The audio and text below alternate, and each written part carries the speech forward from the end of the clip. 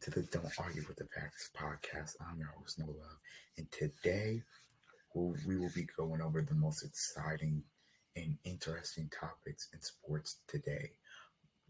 New episode in college, in the new dorm, have time to get it out to you. We're going to be talking about Daniel Jones' those horrific picks he threw in the preseason college football week 0 preview. Caitlin Clark breaking the WNBA rookie assist record. She's just been incredible. We'll get into CD Lamb and Brandon Ayuk's contract situation, and then we'll get into the whole Tua Tagovailoa, Brian Flores controversy.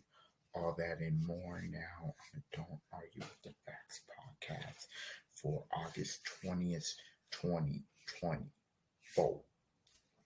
Okay, so let's just really get into it. Let's start with these rookies in the NFL.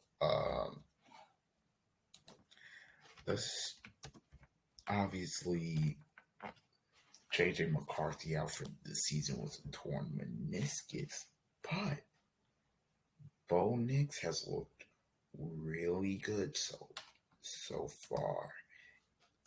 In the preseason, I think he'll be starting week 1. I mean, the opener, he was 15 of 21 for 125 and a touchdown. And then against the Packers, they won 27-2. I mean, in the 2 games, he's been 23 for 30, 205 passing, 29 rushing yards, 2 touchdowns, 116.7 passer rating. I know that's like, well, it's preseason, but that is really good. Bo Nix has looked way better than what people have predicted him to look.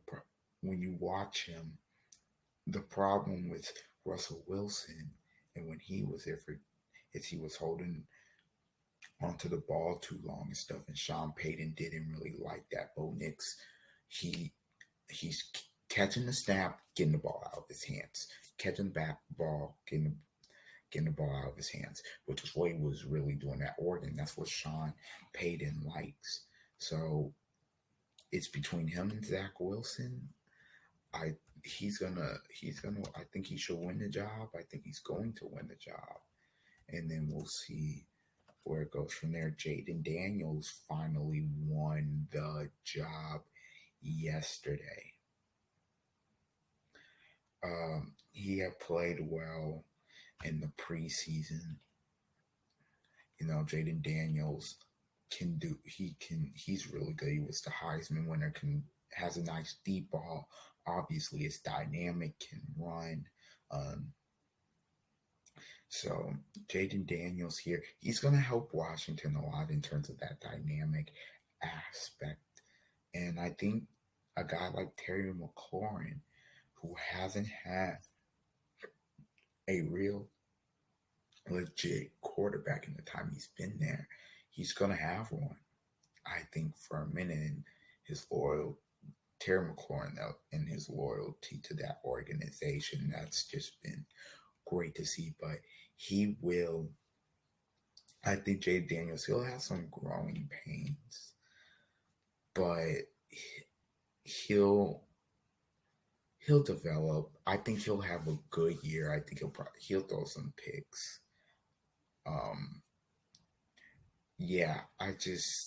Jaden Daniels won a starting job. It's not really surprising though. He was expected to start anyway. When you see the backup for the Commanders, you're like, yeah. Caleb Williams, he was already starting from rip, but you wanted to see what he looked like. And the pocket presence in 2 preseason contests, Williams is 10 for 20 for 170 yards. And you're like, well, that's not that good. Well, the pocket he hasn't played that much too. So the pocket presence of Caleb Williams. And what is a, and people ask me, what's a good comp? I say his comp is it's in between that. Not really Mahomes. I would say more of probably Josh Allen, maybe a little bit smaller versions of Josh Allen, but the way he makes some of those throws he makes looks a little Mahomes esque in a way, almost identical. He has a little Mahomes in him where he can just make plays off script and he just makes these incredible throws that you just marvel at. So he has a little bit of that in him. Chicago,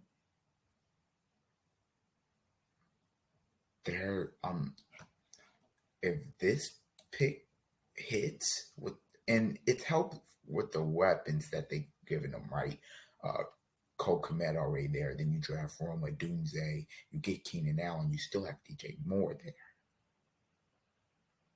Now, do I believe Justin Fields was getting a fair shot? No, but if Caleb Williams brings the Bears a Super Bowl in who knows 4 or 5 years time, are we really gonna look at the fact that hey, Justin Fields was treated unfairly, or are we gonna look at Caleb Williams was an incredible pick. He's been a generational talent.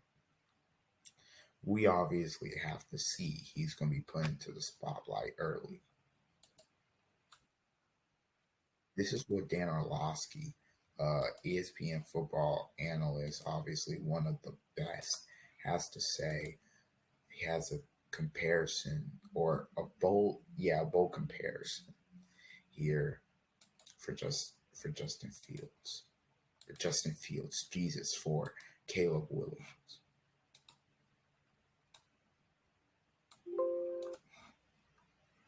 I've only seen two guys play that style of football in this league successfully in my time. One is Patrick and one is Josh. Now, Josh is 6'4", 6'5", 245 pounds. Caleb is not. The other guy, I'm not comparing any human being to, okay? So Caleb looks like he did at USC. No question about it. I understand it's the preseason. How much of this is real is really an unknown a little bit right now because he is at times playing against guys that aren't going to be in the NFL in a month from now. And he's not going to be seeing guys like this on Sundays consistently. But he does look like the kid that we saw at both Oklahoma and USC. In this game, Caleb was fine. He was fine up until the final 4 plays of the second quarter. And then he was, oh my gosh, good. And you're watching the highlights of him, the pocket field, escapability, the eyes behind the back of his head. Those were the highlights of this game. But up until that moment, there was a little bit of lack of staying on schedule. There was a little bit of a lack of consistency from his game. That didn't happen in preseason 1. Okay, so the flash plays are there. We have to see how consistently that's going to be in his game. Because I've only seen 2 people do it on a week-to-week basis in the NFL.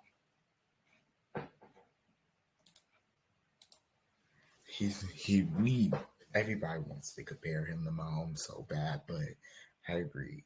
Don't compare him yet because that's too much pressure on a kid. Mahomes, I don't think anybody should be comparing him to number 15, like from Kansas City. But Caleb Williams has looked great. I'll see how it pans out. And then we can have more of a conversation. Because when he's going up against some of these defenses, he's going up against some good defenses now, like Houston, so, and Detroit, the revamped secondary. So again, we'll see. He may have some games where he's fantastic. He may have some games where he struggles. It's all about, can we see more good than bad? I think Caleb Williams will be good in his first season.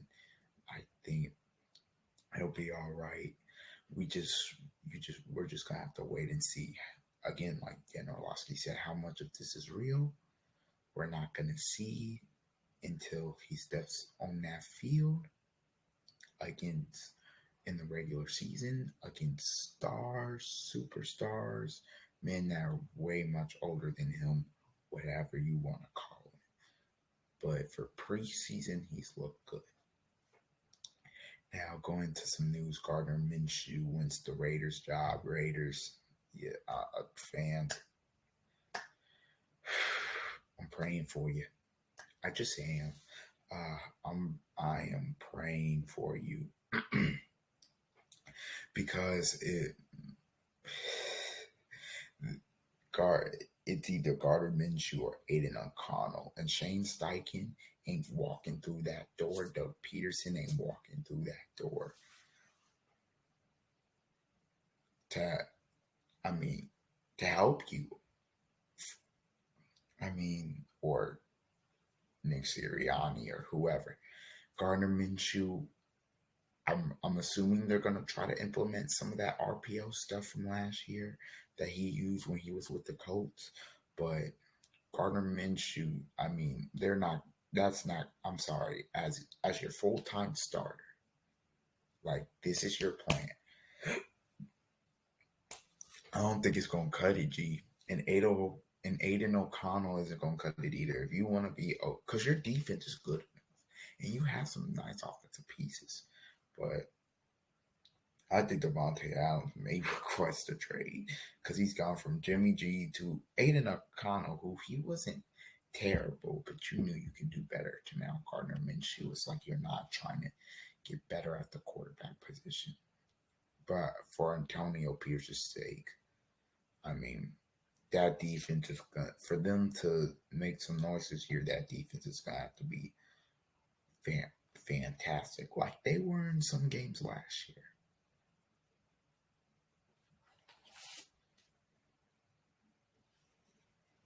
Okay, so let's. College football is back, America.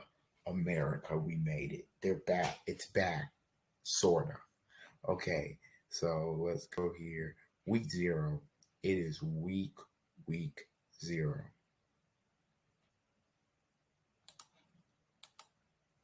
Not really any games you gloss at and you're like, oh, it's great, except for Florida State at Georgia Tech in Dublin. Number 10 Florida State, DJ Uiagalelei at the quarterback. See, next week when I record, we will be getting into some of these week 1 matchups. I'm just giving you this now. Clemson at Georgia is big. Number 8 Penn State going on the road to West Virginia. That's a trap game for Penn State, but in West Virginia, that crowd will be rocking. 19 Miami at Florida. It's in Gainesville. That game will be a very interesting one. Obviously, Florida trying to get on the right track. Both teams trying to get on to the right track, and then here, where's the other game? Yep, right here, Notre Dame and Texas A&M. And then this game too, that it's on Sunday though. USC at LSU. It's at Allegiant Stadium. We'll talk about that next week. This week, it's the really only game that could be watching is Florida State at Georgia Tech. Florida State this year, I think it's them and Clemson for the ACC. I think Florida State wins that game.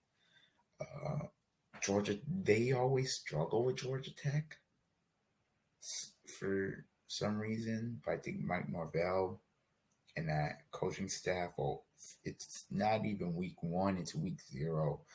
They'll have them guys ready to play, and I think Florida State will go in there and win. Win in Dublin. I really do. It'll be, but those week 1 games we get to when next week I get to preview those big ones. Yeah, I'm ready. I'm excited for that. Football season's almost here. You can say it's pretty much back. So yeah, excited for that. Excited for these games. Okay, now switching gears here to some basketball. The Caitlin Clark breaks the WNBA assist record here, or rookie assist record. Um, she she had she broke the record. She surpassed the record previously held by Tisha Penichiro, who had 225 assists in 1998. Um, Caitlin Clark has just been incredible this year. The Fever are probably going to make the playoffs, which is the funny thing about it. Uh, and I know, and we know Team USA. The women they just won gold. Obviously, they're coming off of a break. They weren't on. Fever players weren't on that team. They're seventh now. They're 13-15. They're seventh. They're it, they're looking pretty good for the playoffs. If you would want to get to 500 record, obviously, but for your first year for a team that's been bad, just bad,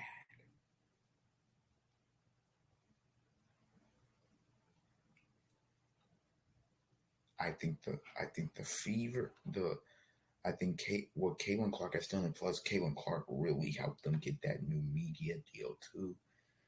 I mean, congratulations to Caitlin Clark for that. She is going to be a superstar. Superstar. Props to Caitlin Clark there. Okay. Now let's get into this. Justin Fields or Russell Wilson, switching gears back to football. Justin Fields or Russell Wilson. Who should be the quarterback? Look, I'm going on record and saying they should start. I feel like I know Russ has the experience, but I feel like they should start Justin Fields because when you look at the two quarterbacks in the preseason game that I watched, I think they played the Bills. Neither of them were really running that offense, but Russell Wilson has he just hasn't looked good, and I know he's had the calf, but it's just like I think the magic's gone with him. The magic is gone with him. Uh, I think I start Fields. I think Fields is the more dynamic player. I think Fields gives you more energy. I think Arthur Smith can design more. I think having Fields in there opens up their run game. Now I know they're trying to get Brandon Ayuk and all that, but it's not like Fields is terrible at passing the ball. He can pass the football. So again, I truthfully think they should start Justin Fields. Now, who do I think is going to start week one? I think they're going to start Russ. I think they're going to give Russ a chance and all that, but I don't know if Russ makes it to midseason the way they played in the preseason. Now, Mike Tomlin said you couldn't really give a great evaluation because he wasn't protected, which is true. The O line really struggled to block anybody and everybody, no matter if it was a 4-man rush, no matter if Buffalo brought extra guys, they struggled to block.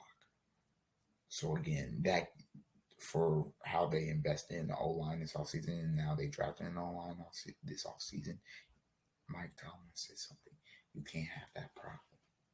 You can't have that problem. And I got to agree with him. You cannot have that problem this year. You have to be able to block. You just have to.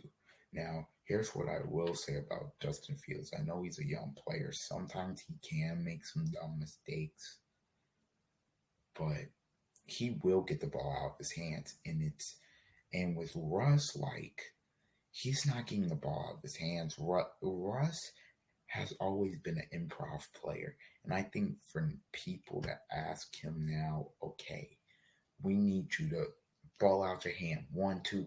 That's not Russ. That wasn't Russ. Russ was we're gonna we're gonna call a play. We're gonna call for a verse or whatever, or even if it's a quick, or even if it's a quick route. Okay, sometimes okay. If I get pressured, I'm gonna scramble outside of the pocket. I'm gonna do some razzle dazzle. And I'm gonna wait till a guy gets open, and then I'm gonna make a play that makes everybody go, "Ooh, wow, that was great." That's what Russ has been his entire career. And to ask him now, at what is he, 33, 34, to do something different that he hasn't been doing, I don't think Russ is not going to be able to adjust to that. I think Justin Fields is the move. I think Fields has way more dynamic ability for this offense. I think Fields will be more of a big play machine. But I think whoever starts at quarterback, here is the key: just don't turn the football over, because that defense is good enough to win you games on their own. I mean, they were carrying Kenny Pickett to wins being 6-3. So like that defense is good enough to win you some games. You obviously want to be dynamic and score points and help them out, but just don't turn the football over. If you don't turn the football over, the Steelers are just they're gonna win a shit ton of games.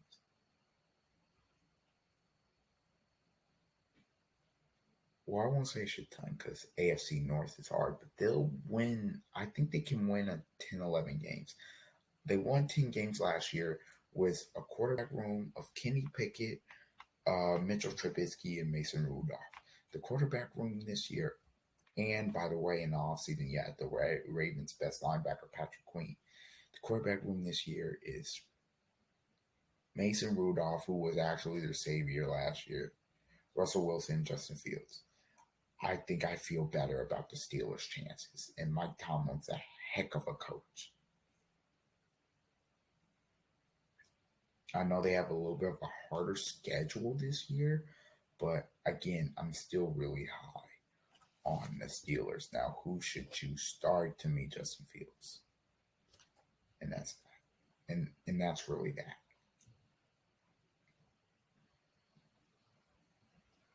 Now let's get into it here. Let's get into Daniel Jones. Daniel Jones was on the field for the first time since he tore his ACL, and I'm doing this because the clips I'm about to show you for the interceptions that he threw against Houston. Oh my gosh, Daniel Jones! Did you know that Daniel Jones has not thrown for 3 touchdowns in the game since 2019? That's literally unheard of. And they paid him instead of Saquon. Now Saquon's gone to the rival. The Giants are going to be bad, so hopefully they're in position for a first round pick. Dable's got to go to the organization and be like, look, I can't win with Daniel Jones. We're probably going to be bad. Give me a chance to get a real quarterback in there. Like some of these throws, like I'm just like, what is horrendous?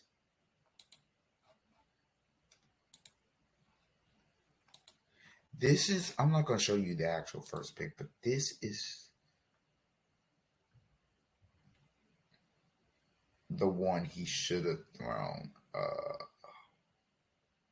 First play, this is the one he should have thrown. Off rip.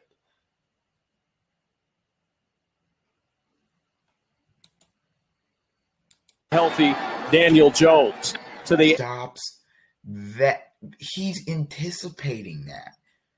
And he throws it, and you see Stingley, even if you're going to throw that ball, you got to throw this ball inside. He throws it outside. Air on first down and almost intercepted Derek. On second down. He almost picks it. He almost picks it. And then I'm just going to show you the pick 6 he threw. And I'm going to really show you where the issue is. Juan Barkley anymore in New York. Okay, so nobody's open, right? Nobody's get a lot of carries. looking. Nobody's open. Just throw it at the tight end's feet. That was your number one route on that play. Throw it at the tight end's feet. Nothing's open. Again, pressure's about getting your face. Just throw it at somebody's feet. Nobody's open. Or try to make a move up here. And if you can, step up. Maybe you get sacked. Hold on to the football. Instead, look at what he does. Jones in some. He pump fakes and then he's sacked in the end zone. So you would think, okay, safety. Nope. Trouble in the end zone, and it's intercepted, and a touchdown. Are you kidding me? Bro, just throw it into the ground. Even if it's intentional grounding in a safety, okay, that's 2 points. Don't turn 2 points into now 7 because you want to try to make a play when the play's not there to be made. Like, this pick is horrendous. Anymore in New York, so he'll get a lot of carries. Jones in some trouble in the end zone, and it's intercepted, and a touchdown. And then let's go to the picky throws later in the game. I mean, Brian Dable said he got better as the game progressed, but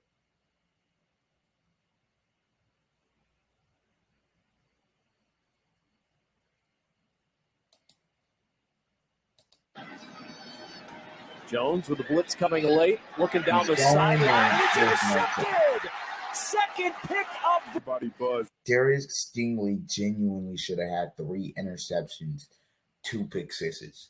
The one I showed earlier, he dropped. He should have had 3 picks, 2 pick sixes. He should have had a career day in the preseason. Like that. The receiver runs the route for him. Plunging. Jones with the blitz coming late. Looking against Stingley, there's no chance that unless you really throw that ball out, there's no chance. It's behind. Down the side. He ran the route for him. I mean, come on, man. And it's intercepted. Second pick of the body buzz. I mean, we know Stingley's going to be an all-pro, but you don't have to make him automatically look like that. Lord have mercy.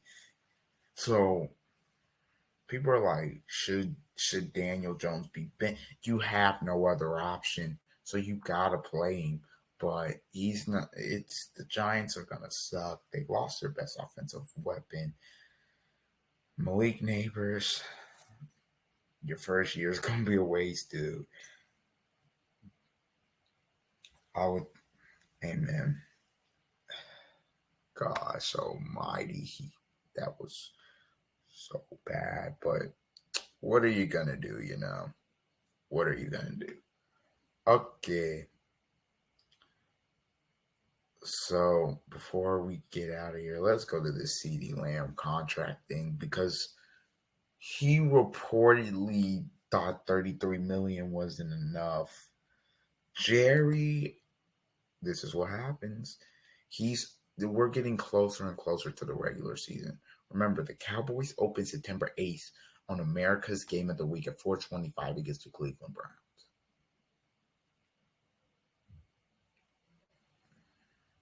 That's when they open. Look, if CeeDee Lamb doesn't play by week 1 and Dallas goes out there and gets annihilated in the first couple of weeks, they're going to pay him. Or maybe even after that first week, they're going to pay him. But it's just so frustrating that a receiver, is not getting paid. The sense around the league is a deal is going to get done and he won't miss any time. But again, how would you know? How do you really know? At this point, you got to You gotta make him one of the highest paid receivers. I think you gotta pay him more than Jefferson at this point. I think you really do, because anything less than that, he's not gonna take that. And again, this is where I I don't like Jerry. He waited to pay Dak Prescott. Dak Prescott almost didn't get his money. Now he waited to pay Zeke. He tried to like be like, Emmett, you're not worth all this money. I think it was in 92 or 93. Then they started 0-2. He paid Emmett. Then now, I mean, I still don't know how Micah Parsons, he's showing up. How does Micah Parsons don't have a deal yet? Like, that's more baffling to me than the CD Lamb thing, but he's showing up every day. Shouldn't you be rewarding him? And sure, they'll pay Dak $65 million, but they won't go anywhere. So, again, the Cowboys, their window is close. They're stuck into this thing. They can either keep these three guys together, or I could see two of these guys gone. I really could. This could be the beginning of the end of the Cowboys, honestly, or at least this formation where they're like, okay, blow it up, start over.